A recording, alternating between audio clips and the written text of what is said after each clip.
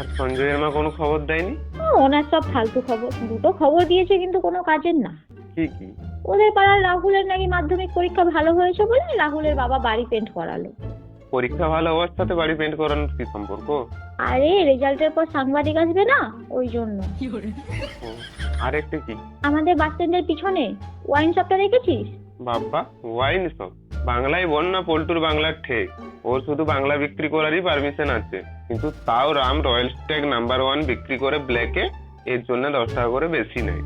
হ্যাঁ, কথাই আছে না, রতনে রতন চেনে আর শুয়োরে চেনে কচু। আমি তো আর তোর মতো মাতাল নই যে পল্টু বাংলা বিক্রি করছে না ইংলিশ বিক্রি করছে জানবো। হ্যাঁ তো ম্যাডাম, বলুন কি হয়েছে পল্টুর ওয়াইন শপে?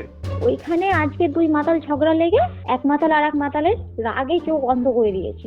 এমা, কেন? ওরা নাকি দুজনে ফার্স্ট 2 বোতল খায়, নেশা হয়নি বলে পরে আবার 1 বোতল নেয়। দিয়ে এক মাতাল বলে, দেখ দাদা যখন সমান দিয়েছি, কানা খোড়া সমান ভাগ হবে, কেউ এক পাক বেশি খেলে চলবে না। তখন আর এক মাতাল বলে, তাহলে তুই কানা আমি খোড়া। ওই মাতাল তখন বলে, তুই কানা আমি খোড়া।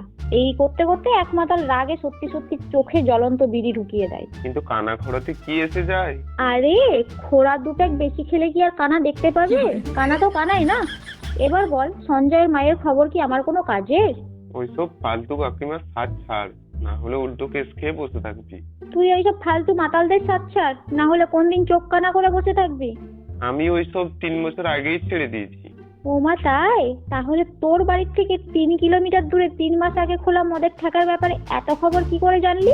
আরে একদিন বন্ধুদের সাথে গেছিলাম, তখন বলছিল, ওরাই খেয়েছিল, আমি খাইনি। সেই তো, চাল চলন গায়ের গঠন ছাগলের মতো হলেও ছাগলদের সাথে চড়তে গেলেও তুমি ঘাস খাও না, কারণ তুমি তো ভেড়া, তাই তো?